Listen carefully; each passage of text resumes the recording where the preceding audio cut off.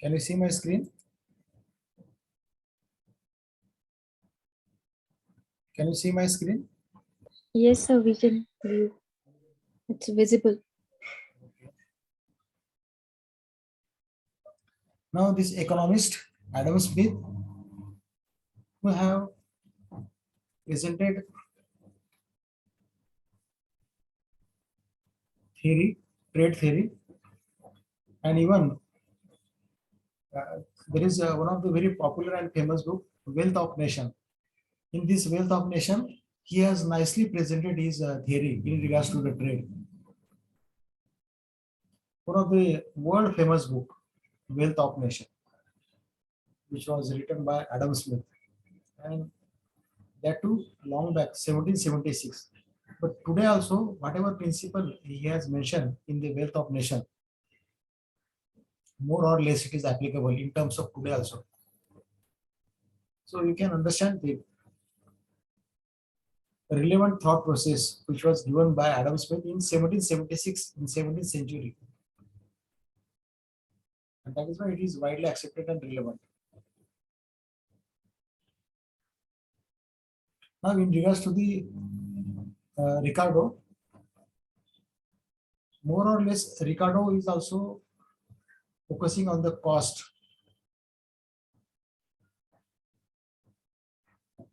And not only cost but comparative cost. Comparative cost. How comparative cost would be advantage for seller as well as buyer. Not only seller but buyer also. So that is why his theory, please mark my statement and mark this first line. International trade theory by Ricardo is known as comparative cost advantage. And how it is advantageous to the buyer and seller, comparative cost advantage. And Ricardo also, he has also argued that cost led trade between nations. This is one of the factors that your production cost that led to trade between nations. And that is why most of the European countries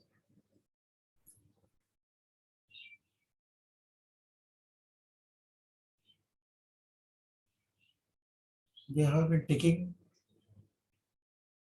the cost as an advantage and they are selling across the world. Now let me give the example. We all are aware that China having a huge population and number two, we, India. But if you observe China and European countries, how they are taking benefit of China's population. Let me narrate an example. Now, Japanese companies, they are into the musical instrument and there are also other instruments, but musical instruments is one of their specialty, Japanese. Now, they have set up their many establishment in Japan. Originally, it belongs to Japan, but they have set up their establishment in China. And the reason is cheap labor, because whatever amount they pay to the employee, which is engaged in China location, they are Chinese without saying. So because of this huge population, the cost is lower. And whatever instruments they manufacture in China and it is being sold at a reasonable rate in the rest of the world. And there is great demand for this product also. So many times we assume that this is a China product, but sometimes it is not a China product, it is just being manufactured in China. But originally it might be of another nation. Are you getting my example? Are you following my example? Hello? Am I audible? So are you following my example? What I'm sharing with you, that how this cost led trade between nations. Japan wants to have maximum sale of their musical instrument all over the world, and in order to have the comparative price, reasonable price, what strategy they are following? What I shared with you, what strategy they are following? Where do they produce their product?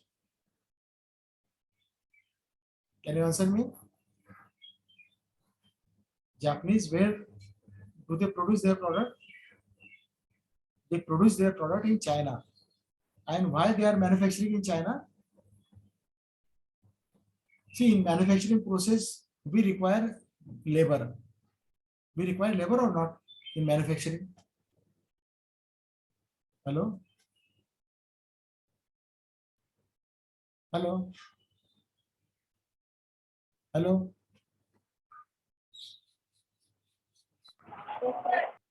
We require labor or not in manufacturing process? Do we require labor or not?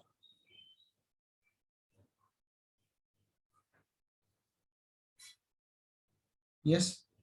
Can you answer me?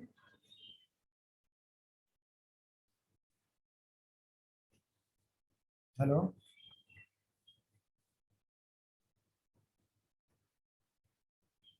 Hello?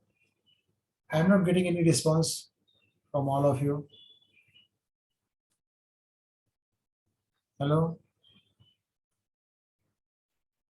Hello? Yes, sir, we are there. So, in a manufacturing process, do we need labors or not? I think, sir, yes.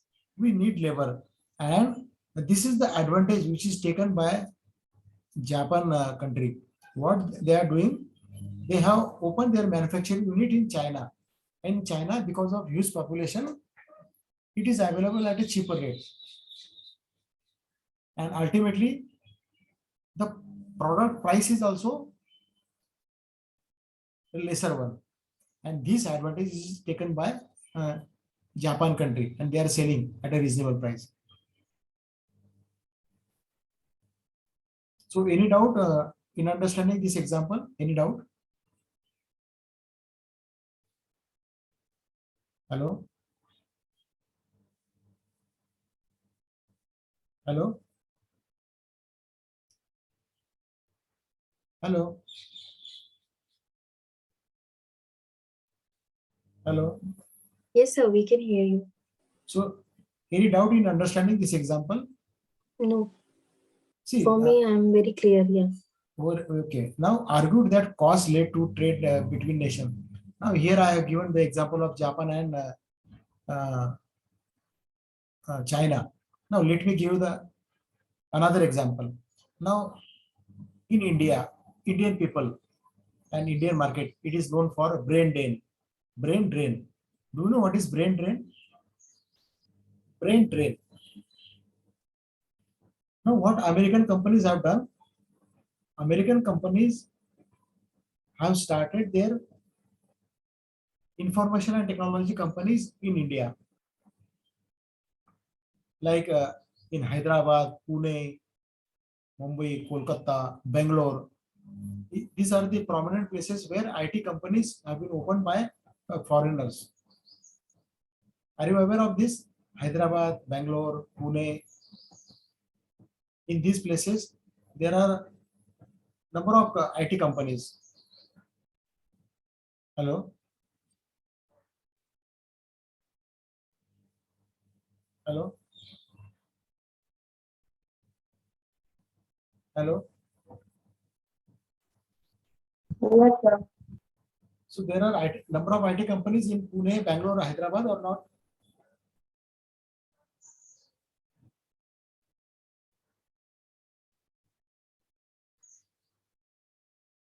Now, why they have opened these companies Hyderabad, in Bangalore and Pune?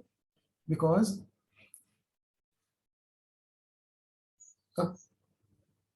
employee from engineering, having information technology background, are much available in these cities, particularly in Bangalore, Pune, and Hyderabad.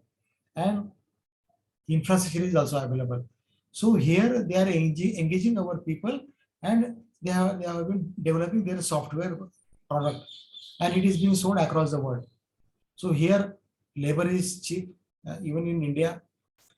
What amount they pay to our engineers and designers, if they would have opened this unit in America, it would have been costlier.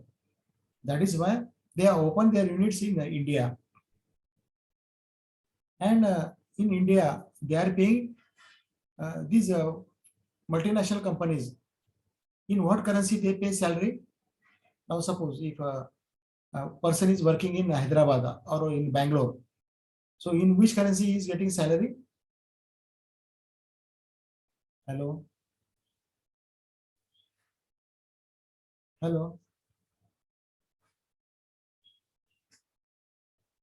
Can you share me your response? In which currency people get salary in India?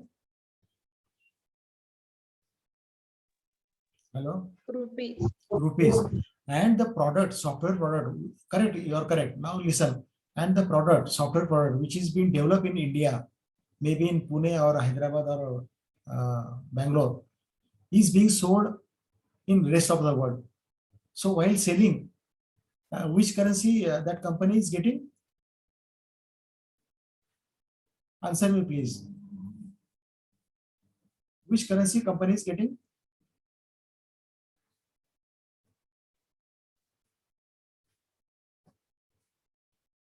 Hello?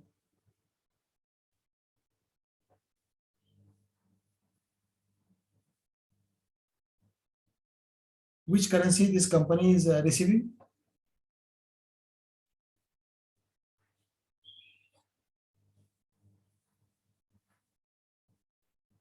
Yes, please. Why there is a silence?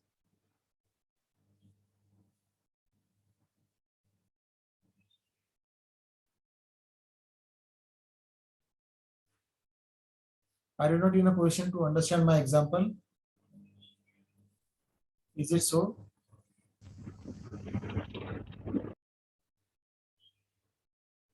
Hello? Are you not in a position to understand my example? It is difficult to understand or any problem? So I am asking you, the MNC companies, software developing companies have developed their product in India and selling across the globe. So while selling, so which currency they are receiving? I am asking you this point. So can you answer me? Which currency they are receiving?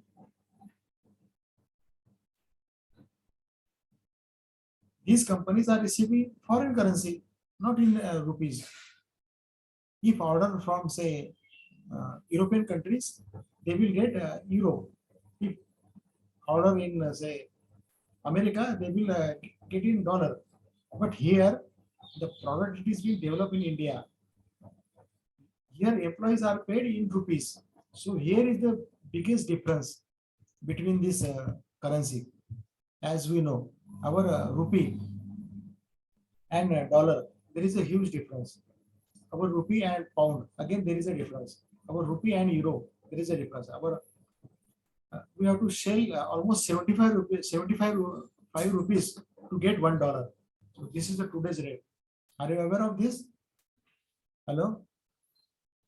What is the dollar rate today? If you want to buy $1, how much rupees you have to shell out? Hello? If you want to buy $1, how much rupees you have to give to get $1? Are you aware or you don't know? 74 rupees, 76 rupees. Yes. So and if it is in pound or if it is in franc, then this amount is bigger than this 74 rupees also, because pound rate is higher as compared to the dollar. Am I correct? Pound is higher or pound is lower as compared to dollar? Pound, High. it is higher. That is why. 101.17. Yes, yes. So this is the rate. So here, these companies are foreign companies are paying in rupees to our engineers, IT engineers, and they are enjoying this cost benefit. They are enjoying this cost benefit. So if you are asked in examination, trade theory, discuss trade theory developed by Ricardo.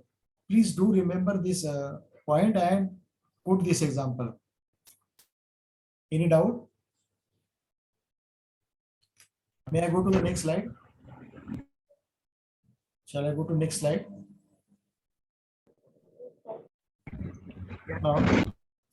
Now this is another author who has developed trade theory. This is also trade theory, international trade theory. Now international trade theory by Olin and Heckler. So this pair have developed this international trade theory. Olin and Heckler. Note down this name. It is being given in our syllabus of international business economics.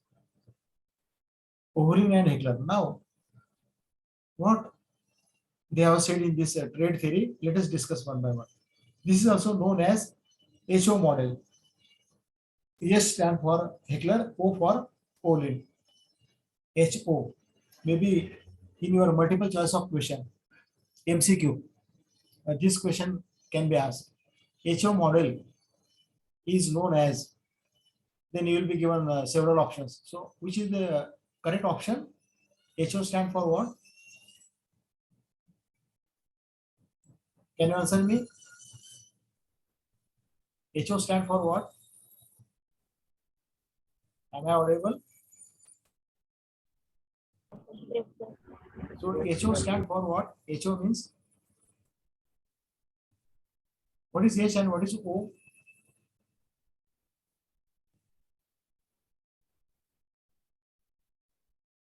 Here H is Heckler and O is Olin. These are the name, first name of this author, Heckler and Olin. So you have to pick up a proper answer. H Heckler and O Olin. And they have developed this theory again in 1933. This is also most widely accepted worldwide. People have appreciated the theory which was presented by Heckler and Olin. They have conceptualized by thinking of the source of a country's comparative advantage through the endowment of its factor of production. Its factor of production. Now, let us understand what is factor of production.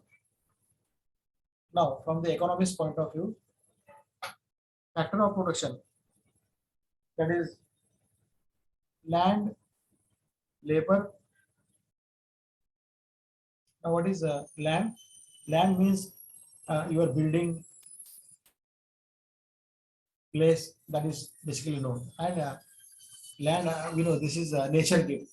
And on this nature gift, the corporate, they construct buildings, maybe skyscraper building, towers are being constructed, and over there, the operations are being executed. So this land, and then labor. Labor means all types of employees, maybe engineers, maybe technicians, administrative support, supporting staff, and so on. So this, they belongs to the labor. So land, labor, and along with this, I am explaining about the factor of production. What are the factors of production? If you want to produce any kind of product, these things are required for each and every entrepreneur, whether he is Indian or foreigner. He requires land, he requires labor, and he requires entrepreneurial skill. That entrepreneurial skill should have. Now, what is entrepreneurial skill? A person who has initiated particular industry, who have set up a business, So that skill and that courage is also required. So overall, it is known as factor of production. So land, labor, and entrepreneurship. Togetherly, it is known as factor of production. Unless and until you gather this basic three things, no production will take place. No production will take place. Without labor, can you produce? Can you manufacture any particular thing without labor? Am I audible? So can you produce without labor? No, we certainly not. We do not produce. Similarly, you have labor, but you do not have machinery, you do not have building, or you do not have place to start with this operation. Again, it is not possible. That is why these are the basic factor of production. Third point, countries with more capital will produce and export capital intensive goods. Countries with more labor will produce and export labor intensive commodities. So if country is having more capital, means they are rich by funds, they are rich by money, they are rich by currency. Naturally, they will export capital intensive good like engineering product, technological product. So they will focus on that. And the country which is having huge population, they will export labor intensive commodities, labor where maximum labor is required. So that kind of things they will produce. So this is the simple economics being presented by Olin and Heckler in 1933. Any doubt in this particular slide? May I go to the next slide now? May I go to the next slide? Yes, sir. Now, again, like Ricardo, he had some assumptions. Similarly, even Heckler and Olin, while developed this model, HO model, they also put up some assumptions. Let us understand the assumption, because if you are asked a theory question in examination, you need to mention these assumptions which are put by Heckler and Olin. The first assumption, goods differ in how much they use of certain types of factor of production. So goods differ in how much they use of certain types of factor of production, how much labor they are using, how much land they are using, and what is the entrepreneurial skill is required. So there is a difference. So this is the first assumption put by Heckler. Then based on 2 by 2 by 2 model, two countries, what is 2 by 2? Now let's see. 2 means 2 countries, 2 commodities, and 2 factor. So this is the basic formula they have given. Who have given? This Heckler and Olin. What is 2 by 2 by 2? What is this 2? First 2, what is this 2? Can you answer me?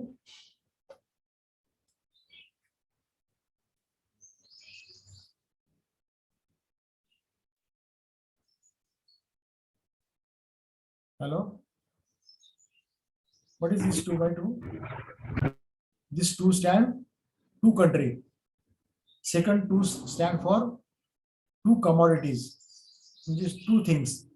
And last 2, it is 2 factor of production. So the entire this HO model is based on this 2 country, 2 commodity, and 2 factor.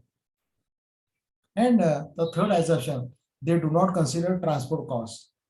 Transport cost not considered. Even it means, suppose Indian person would like to buy product of Brazil. So from Brazil to India, it is 1,000 of mile away, Brazil from India. But still, the transport cost will not be mentioned in that particular product. Then now you will be surprised. Then, sir, how it is possible without transport cost? How they can have a sale? Yes, they can have a sale because their market, it is not only India, their market is whole world. So when you are selling your product to entire world, so their transport costs as such do not play much important role because it is being considered because their market is not, it is not a particular nation. Whole globe is their market. Whole globe is their market. So this is the assumption. Understand? Understand? Have you understood? Are you there? Then next assumption, full employment exists in both the countries. Now, a purchasing country and a selling country. Both countries are having full employment. So there is a, we cannot say there is unemployment. Everyone is having their own jobs and business. So full employment exists. So this is the assumption.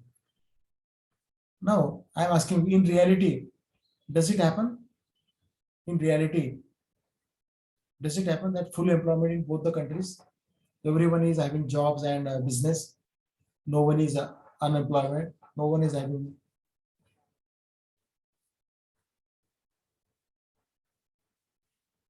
Is it possible?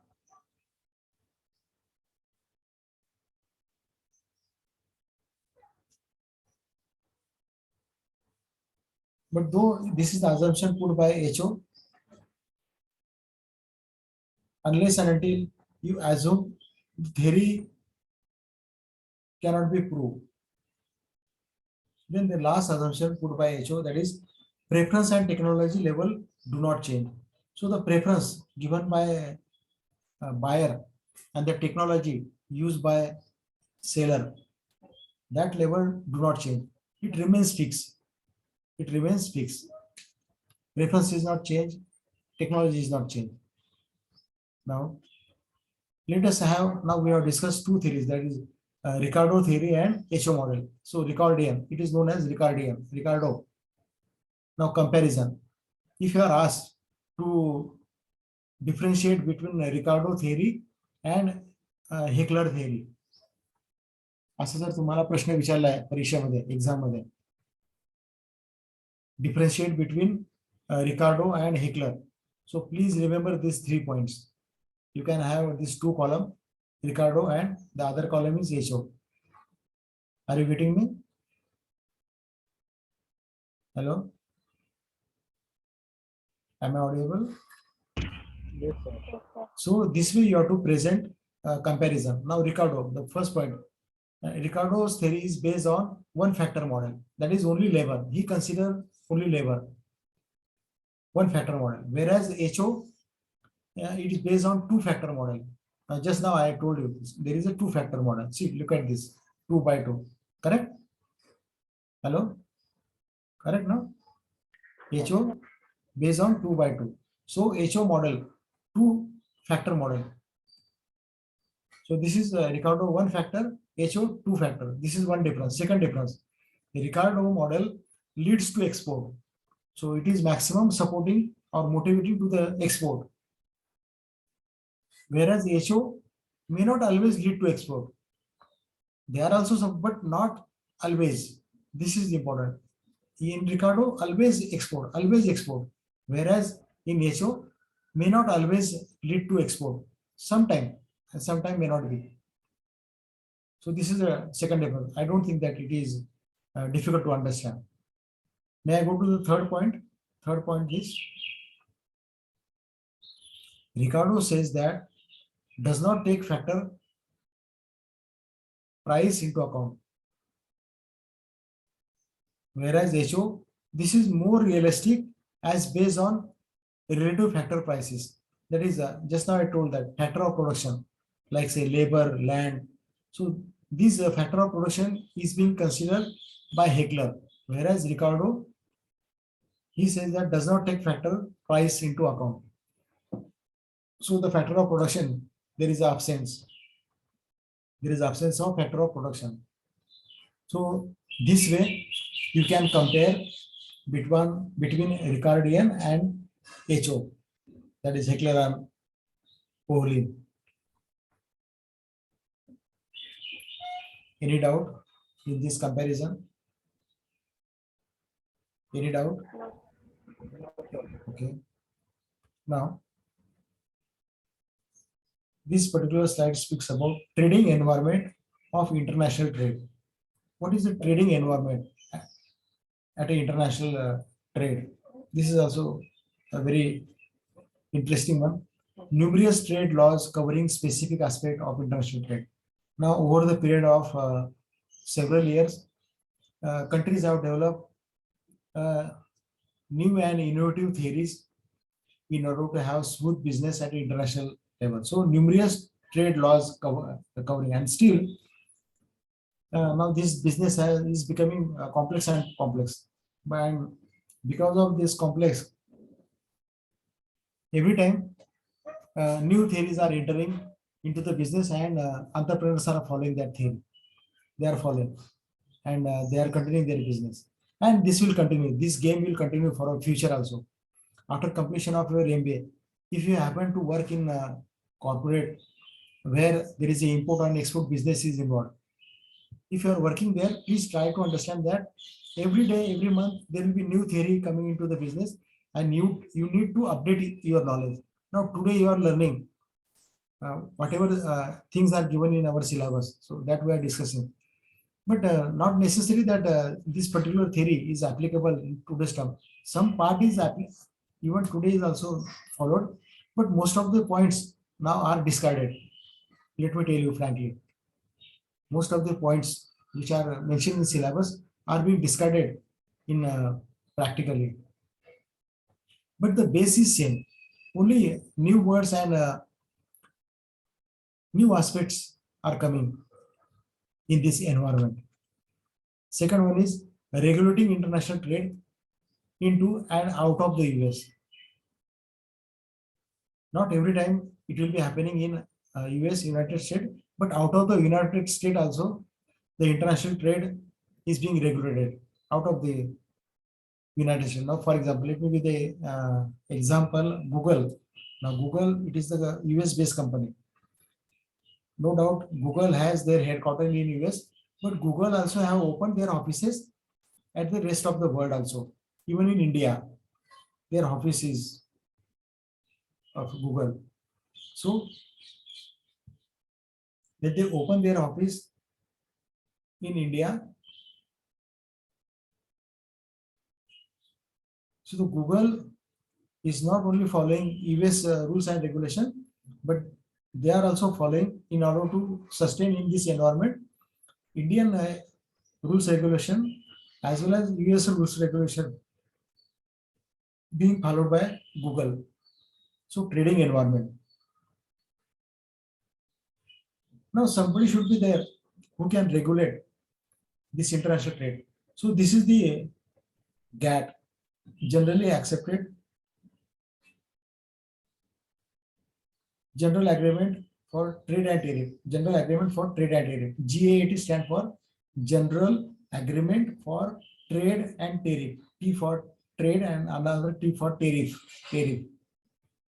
So regulating international trade worldwide, such as GATT. So GATT, it is one of the when in Geneva, the first conference held in Geneva, and they have developed this GATT agreement. This is agreement, and it is being applicable to each and every corporate who are having their business at an international level. GATT. Then regulating international trade at a regional level. Suppose if you are only having business in Europe, then EU is there international trade. Then in North America, NAFTA. In North America, North America, it is NAFTA, and in European it is EU, and in rest of the world it is GATT. So at an international level, global level, it is GATT, and at a specific country level, these are the two agreement, EU and NAFTA.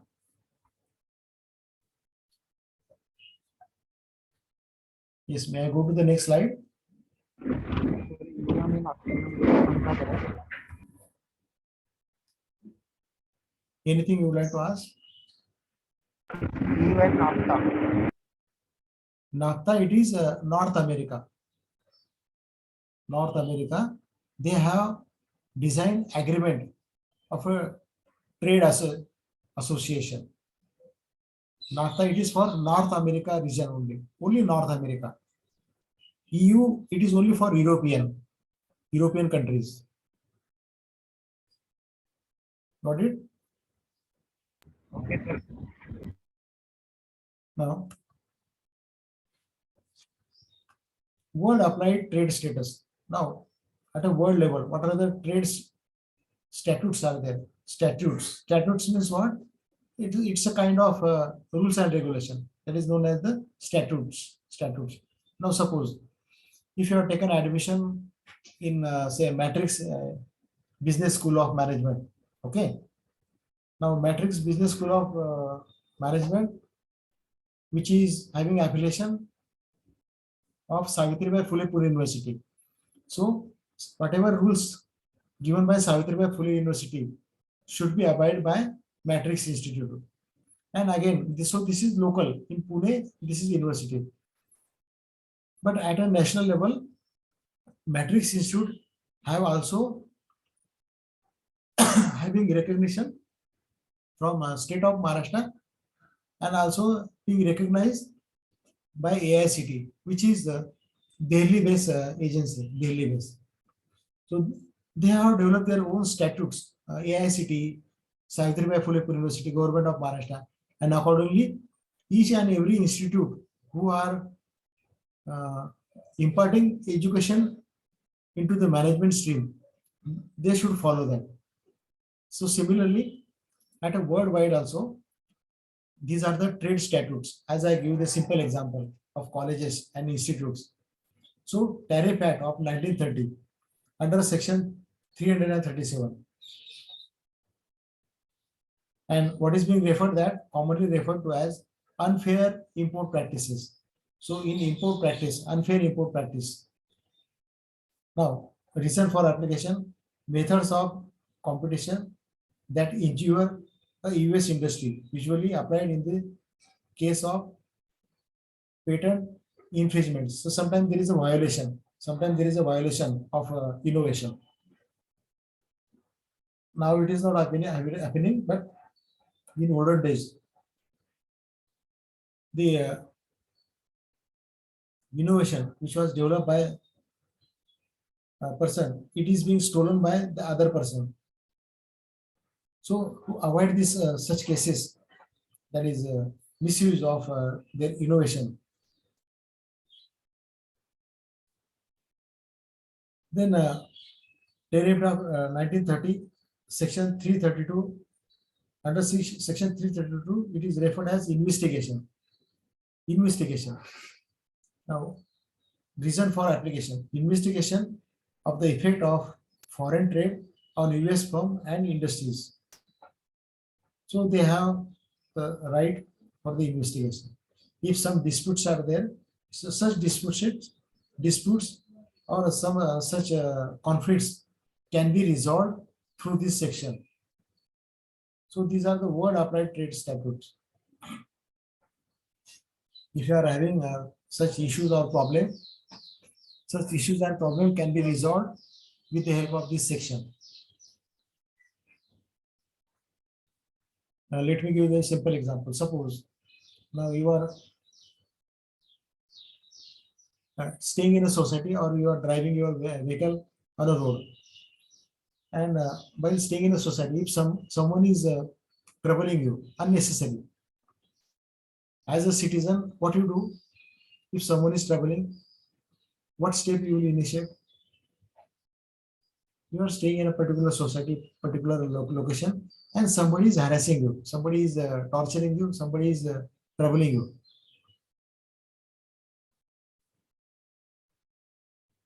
What action will be initiated? Are you getting my example? What action will be initiated by that person? Hello, are you there? Yes, sir. So what action you will initiate if someone is harassing, someone is troubling you, someone is torturing you? What you will do?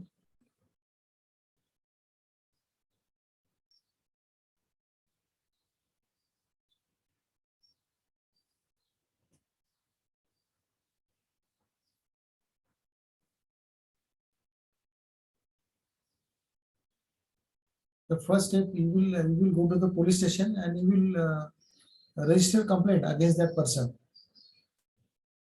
So law has given us the base and we follow that. Similarly, at international level, if some problems are there, these are the bases which are given to the entrepreneur. Worldwide trade statutes. Now, if company wanting to go for trade expansion, so trade expansion under section 232, and it is commonly referred as national security. If there is unfair practices outside the US, like unfair import practices, similarly for unfair practices, then under section 301, we can file a case. So these are the world applied trade status. In order to sustain in a international business, entrepreneur needs to understand, needs to study these particular laws. Then we'll talk about what are the barriers, what are the problems which happens at international trade barriers, trade issues, we can say, or trade conflict, any hurdle or impediment or roadblock that hampers the smooth flow of goods, services, and payments from one destination to another. So generally, this is called as a trade barrier. When you export your good from one place to another place and somebody is creating hurdle in between that. Somebody is creating hurdle. He is not allowing you to have the transportation. Not literally on road, but maybe some because of some other reason. If such barriers come, issues come, it is known as trade barrier. In short, trade barrier is nothing but the issues or conflicts created during import and export. That is trade barrier. Now, if trade barriers happens, then there is a mechanism where entrepreneur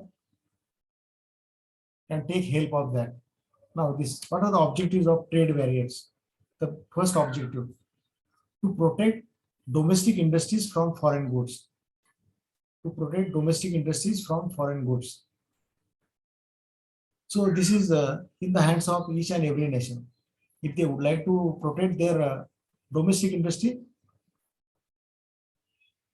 so the local government may not encourage import. So they will charge heavy amount on import. Means they will discourage people not to buy foreign goods and to go for domestic goods, like that is Swadeshi, what we in today's buzzing word Swadeshi. Swadeshi means the thing which is created by our own country, that is Swadeshi, domestic goods. Another objective of trade barriers is to promote new industries and research and development activities by providing home market for domestic industries, to maintain favorable balance of payment and to counter trade barriers imposed by other countries. If some trade barriers imposed by other countries, such issues should be solved. So basically, these are the objectives of trade barriers. Trade barriers, look at this table. Can you see this slide? Are you able to see this slide? Is it visualized?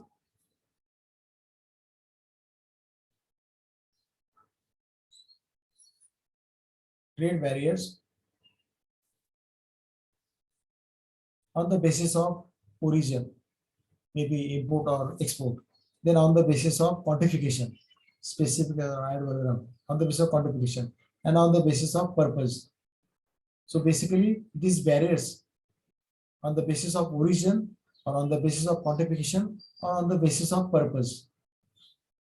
On the basis of purpose, quantification or origin.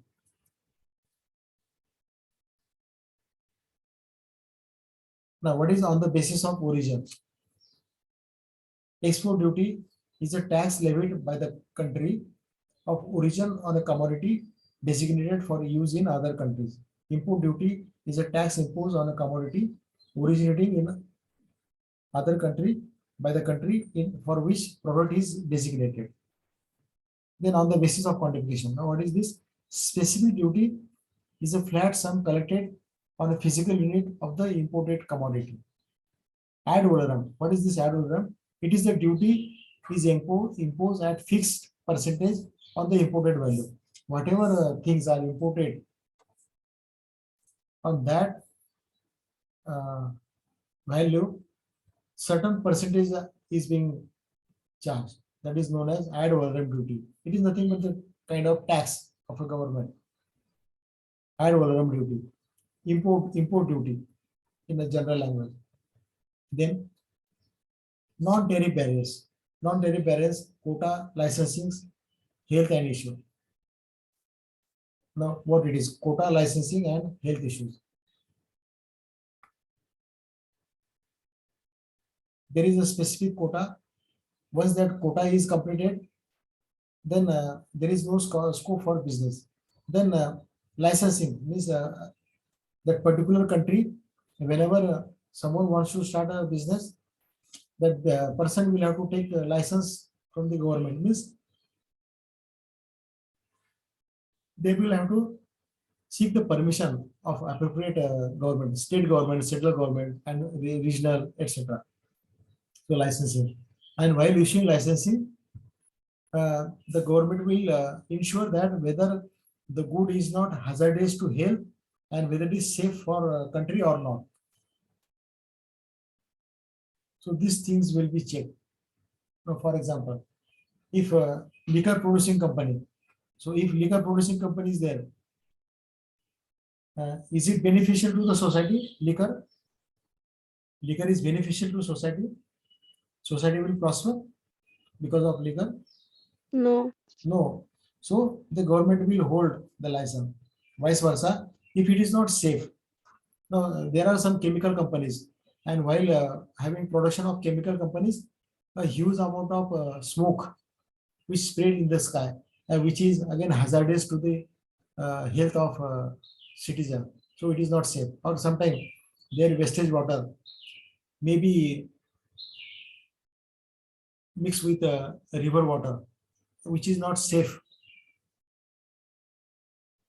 for people. Very long back, I think in 19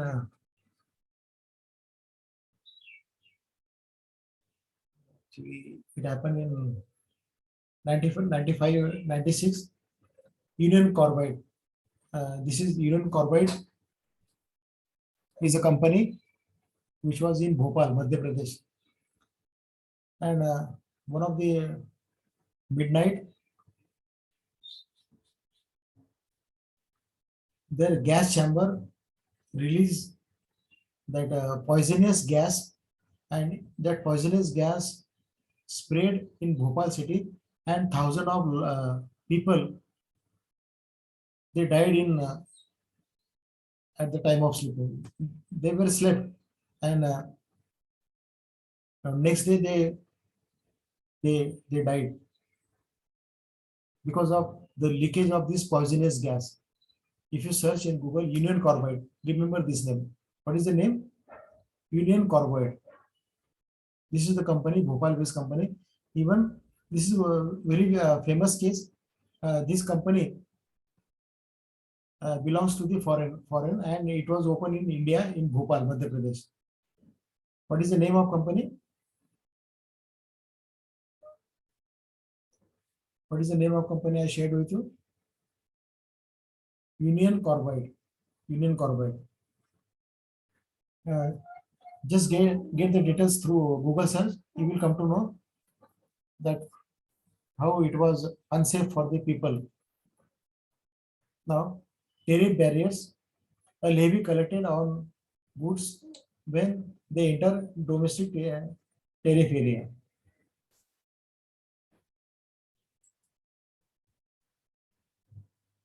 That is DTA. Ad valorem, I told you that it is nothing but the import duty that we have discussed. Specific duty is a flat. So these are the sources for government: compound duty, specific duty, ad valorem duty. These are the sources for government which they charge at the time of importing. And the reason behind that, government discourages import, but government encourages export.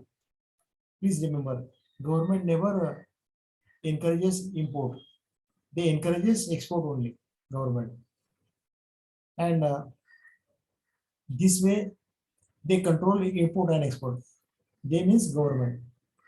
Now, quota system. Quota system, quantity of a commodity permitted to be imported from various countries during a given period is fixed in advance.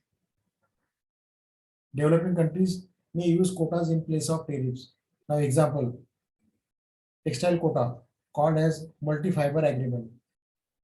So this textile quota is known as multi-fiber agreement. This is quota system.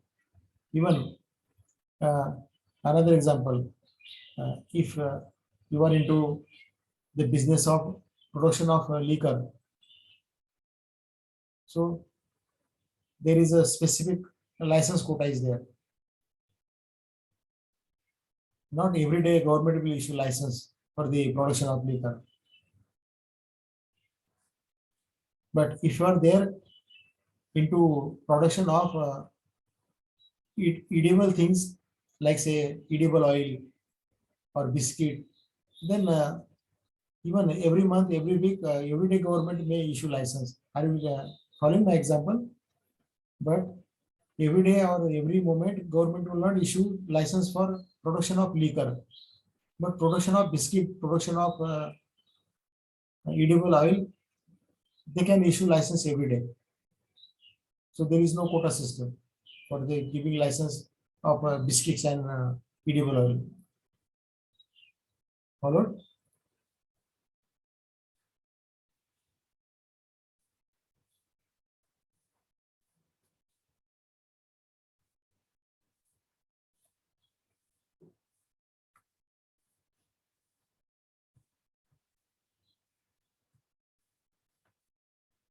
So this was about today's topic, that is international trade theory and trade barriers. Today we have discussed Hecklin and Olin theory and trade barriers, objectives of trade barriers. What are the issues involved in trade barriers? If you have any doubt, you are free to ask. Otherwise, we will end the session. No, sir, no doubt. Very good. But have you followed today's session? What we were discussing? Have you followed? Did you understand?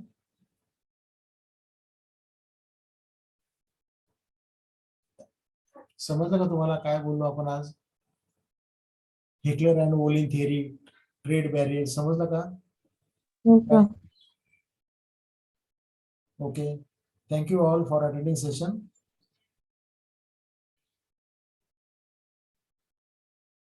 Thank you, sir.